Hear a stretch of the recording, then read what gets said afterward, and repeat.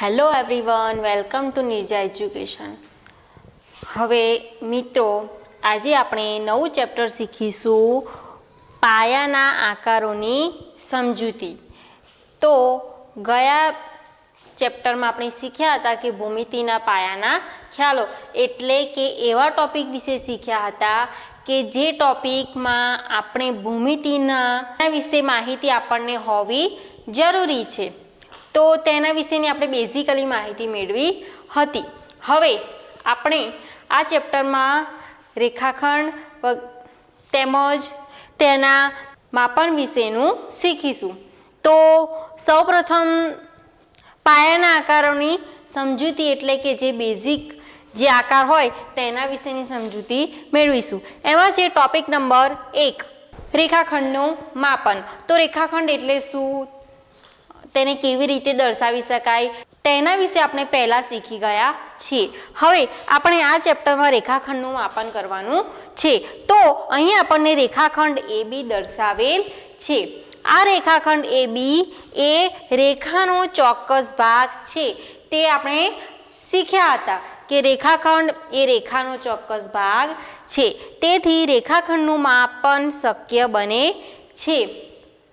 તેથી રેખાખંડને આપણે માપી શકીએ છીએ, કારણ કે રેખાખંડ એ પણ એક રેખાનો ભાગ છે. દરેક રેખાખંડનું માપન અનન્ય સંખ્યા હોય છે, એટલે કે કોઈ પણ સંખ્યા હોઈ શકે. શું રેખાખંડનું માપનનું મૂલ્ય એ અનન્ય સંખ્યા કોઈ પણ સંખ્યા હોઈ શકે છે. ત્યારબાદ રેખાખંડના બે અંત્ય બિંદુઓ એટલે કે રેખાખંડના બે અંત્ય બિંદુઓ A અને B વચ્ચેનું અંતર એ રેખાખંડનું માપન દર્શાવે છે. રેખાખંડના માપનનું મૂલ્ય તેના બે અંત્ય બિંદુઓ વચ્ચેનું અંતર દર્શાવે છે. તો હવે આપણે રેખાખંડનું માપન કેવી રીતે કરી શકીએ, કઈ કઈ પદ્ધતિ દ્વારા કરી શકીએ, તેના વિશે આગળ આપણે શીખીશું. તો અવલોકન વડે સરખામણી.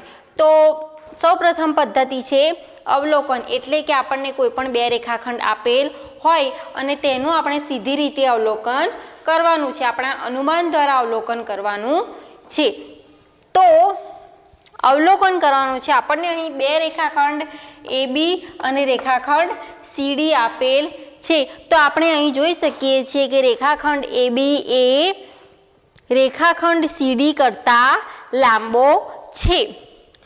તો અહીં આપણને બીજો નીચે બે રેખાખંડ આપેલા છે PQ અને RS, પરંતુ PQ અને RS વિશે આપણે કશું પણ સ્પષ્ટ કહી શકતા નથી. જ્યારે આ રીતની આપણે લંબાઈ જોઈએ, માત્ર અવલોકન કરીએ તો અમુક રેખાખંડ વિશે ખબર પડી જાય છે તેના માપન વિશે, પરંતુ અમુક રેખાખંડમાં તેનું મૂલ્ય ચોક્કસ મેળવી શકાતું નથી. એટલે કે PQ અને RSમાં સ્પષ્ટ કહી શકાતું નથી, કારણ કે અવલોકન વડે રેખાખંડની લંબાઈ વિશે કોઈ પણ ચોક્કસ માહિતી આપી શકાતી નથી. એટલે કે અવલોકન વડે સરખામણી દ્વારા ચોક્કસ રીતે માપન મેળવી શકાતું નથી. ત્યારબાદ બીજી પદ્ધતિ છે ટ્રેસિંગ દ્વારા સરખામણી કરી અને રેખાખંડનું માપન કરવામાં આવે છે. ટ્રેસિંગ દ્વારા એટલે કે ટ્રેસિંગ પેપરનો ઉપયોગ કરી અને આપણે રેખાખંડનું માપન કરવાનું છે.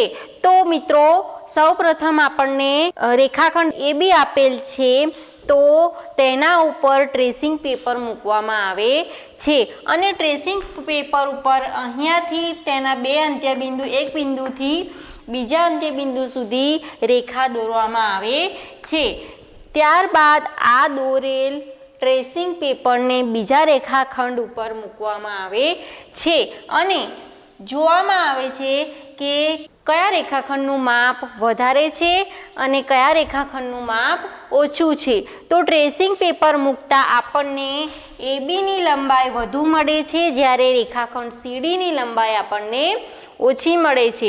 પરંતુ દર વખતે લંબાઈને ટ્રેસ કરી રેખાખંડનું ચોક્કસ માપ મેળવી શકાતું નથી. એટલે કે ટ્રેસિંગ પદ્ધતિ દ્વારા પણ આપણે રેખાખંડનું ચોક્કસ માપન કરી શકીએ નહીં, અવલોકન દ્વારા પણ કરી શકીએ નહીં, જ્યારે ટ્રેસિંગ દ્વારા પણ સરખામણી કરી અને તેનું ચોક્કસ માપ મળી શકે નહીં. એટલે કે આ પદ્ધતિ પણ યોગ્ય લાગી નહીં. ત્યારબાદ બીજી પદ્ધતિ આવી માપપટ્ટી અને દ્વિભાજક વડે સરખામણી કરી અને તેનું માપ મેળવવામાં આવે છે.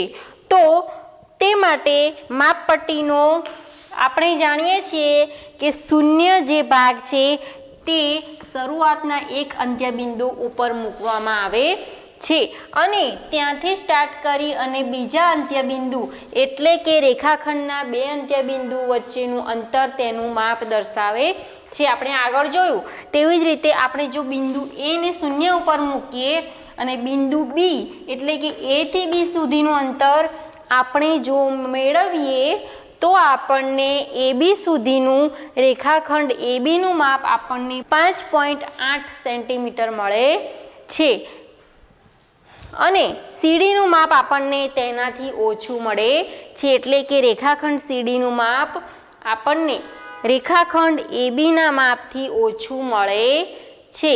હવે જ્યારે પણ માપપટ્ટીના ઉપયોગ દ્વારા આપણે કોઈપણ રેખાખંડનું માપન કરીએ ત્યારે આપણે એ વસ્તુ ધ્યાનમાં રાખવાની છે કે સાચું માપ મેળવવા માટે જે આપણે સ્કેલ મૂકી છે, રેખાખંડ ઉપર જે સ્કેલ મૂકી છે તે આપણી નજર અને સ્કેલ બંનેની વચ્ચે લંબ થવો જોઈએ. એટલે કે સાચા માપ મેળવવા માટે આંખની સ્થિતિ, આપણી આંખોની સ્થિતિ અંકને લંબ રૂપે એટલે કે જે અંક છે તે સ્કેલના અંક અને આપણી આંખ તે બંને લંબરૂપે હોવા જોઈએ. જો લંબરૂપે ન હોય અને જો ત્રાંસી હોય સ્કેલનું અને આપણી આંખો વચ્ચેનું અંતર, ખૂણો જો ત્રાંસો ખૂણો હોય તે આપણે તેનું ચોક્કસ માપ મેળવી શકીએ નહીં. તેથી લંબરૂપે હોવો તે જરૂરી છે. એટલે કે સ્કેલની મદદથી, માપપટ્ટીની મદદથી આપણે તેનું ચોક્કસ માપ મેળવી શકીએ છીએ અને જોઈ શકીએ છીએ, સરખામણી કરી શકીએ છીએ કે કયો રેખાખંડ મોટો છે અથવા તો લાંબો છે અને કયો રેખાખંડ નાનો છે. ત્યારબાદ છે દ્વિભાજક વડે. તો દ્વિભાજક વડે રેખાખંડનું માપન કરવા માટે દ્વિભાજકનો ઉપયોગ કરવામાં આવે છે. તો રેખાખંડના દ્વિભાજકમાં એક બિંદુ, અહીં આપણે રેખાખંડ AB લીધેલ છે તો એક પોઈન્ટ છે ત્યાં રેખાખંડનું દ્વિભાજકનો એક પોઈન્ટ મૂકવામાં આવે છે અને પેન્સિલનો બીજો છેડો અહીં મૂકવામાં આવે છે. એટલે કે અહીં એક પરિકરનું એક બિંદુ અને પેન્સિલનો છેડો, આ બંને વચ્ચેનું અંતર, તે અંતરને સ્કેલ ઉપર તેનું માપ મેળવવામાં આવે છે. એટલે કે દ્વિભાજકનો ઉપયોગ કરી અને આપણે રેખાખંડનું માપ મેળવી શકીએ છીએ. દાખલા તરીકે રેખાખંડ એબીનું માપ આપણે 5.8 સેન્ટીમીટર આપણે દ્વિભાજકના ઉપયોગ વડે તેનું માપ મેળવી શકીએ છીએ. એટલે કે દ્વિભાજક અને માપપટ્ટીના ઉપયોગ દ્વારા આપેલ રેખાખંડોની સરખામણી કરતા આપણને તેનું માપ મેળવી અને તેની લંબાઈ મેળવી શકીએ છીએ. ત્યારબાદ આપણે આગળ જોઈશું કે વચ્ચે હોવું એટલે કે કયો બિંદુ આપેલ રેખાખંડની વચ્ચે છે તે આપણે કેવી રીતે જાણીશું. તો અહીં આપણને એક રેખાખંડ AB આપેલ છે. આ રેખાખંડની વચ્ચે બિંદુ C આપેલ છે. તેથી આપણે કહી શકીએ છીએ કે રેખાખંડ AB બરાબર AC વત્તા BC એટલે કે બિંદુ C એ રેખાખંડ ABની વચ્ચે આવેલ છે. જો AB બરાબર AC વત્તા BC થાય તો જ બિંદુ C એ રેખાખંડ ABમાં મધ્યમાં આવેલો છે. એટલે કે રેખાખંડ ABનું મધ્યબિંદુ C ગણી શકાય છે. ક્યારે? જો AC વત્તા BC બરાબર AB થાય. એટલે કે આ એક શરત આપણને આપેલ છે. તો જો આ રીતની શરત થાય તો જ આપણે કહી શકીએ બિંદુ C વચ્ચે છે. તો આ સમજવા માટે આપણે એક ઉદાહરણ લઈશું કે એક રેખા પર ત્રણ બિંદુઓ, બિંદુ A, B અને C આવેલા છે. જો AB બરાબર 5 સેન્ટીમીટર, BC બરાબર 3 સેન્ટીમીટર અને AC બરાબર 8 સેન્ટીમીટર હોય તો વચ્ચે કયું બિંદુ આવેલ હોય? તો અહીં આપણને આપી છે શરત AB બરાબર AC વત્તા BC, એટલે કે અહીં AB બરાબર 5 સેન્ટીમીટર અને BC બરાબર 3 સેન્ટીમીટર, એટલે કે AB વત્તા BC બરાબર 5 વત્તા 3, એટલે કે 8 સેન્ટીમીટર થાય છે. AB વત્તા BCનું માપ આપણને 8 સેન્ટીમીટર મળે છે અને AC બરાબર આપણને 8 સેન્ટીમીટર આપેલ છે, એટલે કે આ બંનેનું માપ ACને સરખું હોવું જોઈએ, ACના સરવાળા બરાબર હોવું જોઈએ. આપણને અહીં આ શરતનું પાલન થાય છે, તેથી આપણે કહી શકીએ છીએ કે બિંદુ C એ તેની વચ્ચે આવેલું બિંદુ છે. જો આ શરતનું પાલન થાય તો આપણે કહી શકીએ છીએ કે બિંદુ C એટલે કે દાખલા તરીકે A, C અને D, AB વત્તા BC બરાબર AC થાય છે, તેથી બિંદુ B એ તેના મધ્યમાં આવેલું બિંદુ છે. ત્યારબાદ મિત્રો હવે આપણે આગળ જોઈશું ખૂણો, કાટખૂણો અને સરળ કોણ વિશે આપણે માહિતી મેળવીશું. તો ખૂણો વિશે તો આપણે જાણીએ છીએ કે કોઈ પણ બે વસ્તુ જે એંગલ પર ભેગી થાય તો ત્યાં આપણને ખૂણો રચાયેલો જોવા મળે છે. તો ખૂણો, કાટખૂણો અને સરળ કોણ, તો લઘુકોણ, ગુરુકોણ વિશે તો તમે શીખ્યા છો, પરંતુ હવે આપણે સરળ કોણ વિશે શીખવાનું છે. તો આપણે સૌપ્રથમ શીખીશું સરળ કોણ વિશે. તો ઉત્તર દિશા તરફ આપણે જો મોં રાખીએ અને ત્યાંથી આપણે મોં ફેરવી અને ઉત્તર દિશા તરફ મોં લાવીએ, એટલે કે ઉત્તરથી પૂર્વ દિશા તરફ જો આપણે ફરીએ તો આપણે અહીંથી આ રીતનું ભ્રમણ કર્યું છે તેમ કહેવાય, એટલે કે ઉત્તરથી પૂર્વ તરફ આપણે ભ્રમણ કર્યું છે તેમ કહેવાય. એટલે કે 90 ડિગ્રીનું ભ્રમણ, એટલે કે કાટખૂણો, એક કાટખૂણો જેટલું આપણે ભ્રમણ કર્યું છે તેમ કહેવાય. જો ઉત્તરથી પૂર્વ તરફ જઈએ તો હવે પૂર્વ તરફથી મોં જો આપણે ફેરવી અને દક્ષિણ તરફ લાવીએ, એટલે કે પૂર્વથી દક્ષિણ તરફ આપણે જો આપણું મોં લાવીએ, એટલે કે ફરીથી પૂર્વથી દક્ષિણ તરફ આપણને બીજો કાટકોણ જોવા મળે છે, એટલે કે 90 ડિગ્રી એટલે બીજો કાટકોણ જોવા મળે છે. તો આપણને આ એક કાટકોણ ઉપરનો અને આ એક નીચેનો, એટલે કે આવી રીતે બે કાટકોણ જોવા મળે છે. ઉત્તરથી દક્ષિણ દિશા તરફ મોં લાવતા આપણને બે કાટકોણ જોવા મળે છે. તો આ રીતે રચાતા ખૂણાને સરળ કોણ કહેવામાં આવે છે, એટલે કે બે કાટકોણ જેટલા અંતરને સરળ કોણ કહે છે, જે એક સીધી રેખા બને છે, એટલે કે આ એક કાટકોણ અને આ બીજો કાટકોણ. તો આ બે કાટકોણ જેટલા અંતરને આપણે સરળ કોણ કહી શકીએ છીએ, જે આપણને એક સીધી રેખામાં મળે છે. અહીં N અને S એ આપણે સરળ કોણ તરીકે જાણી શકીએ છીએ, જે આપણને એક સીધી રેખા જોઈ શકીએ છીએ. તો NS એ સીધી રેખા એટલે કે સરળ કોણ બનાવે છે.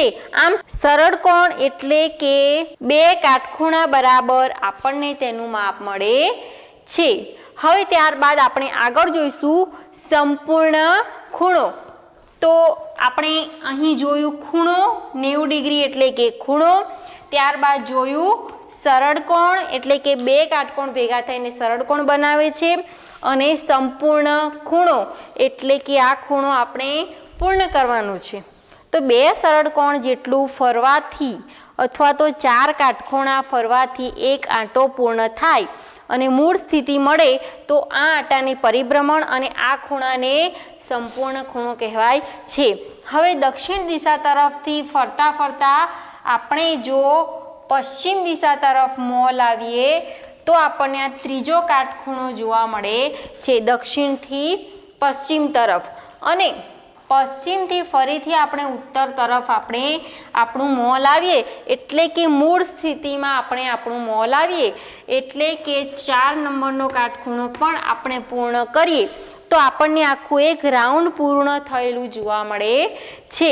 એટલે કે આપણે શરૂઆતની જે મૂળ સ્થિતિ હતી તે સ્થિતિમાં આપણે પાછા આવી ગયા છીએ.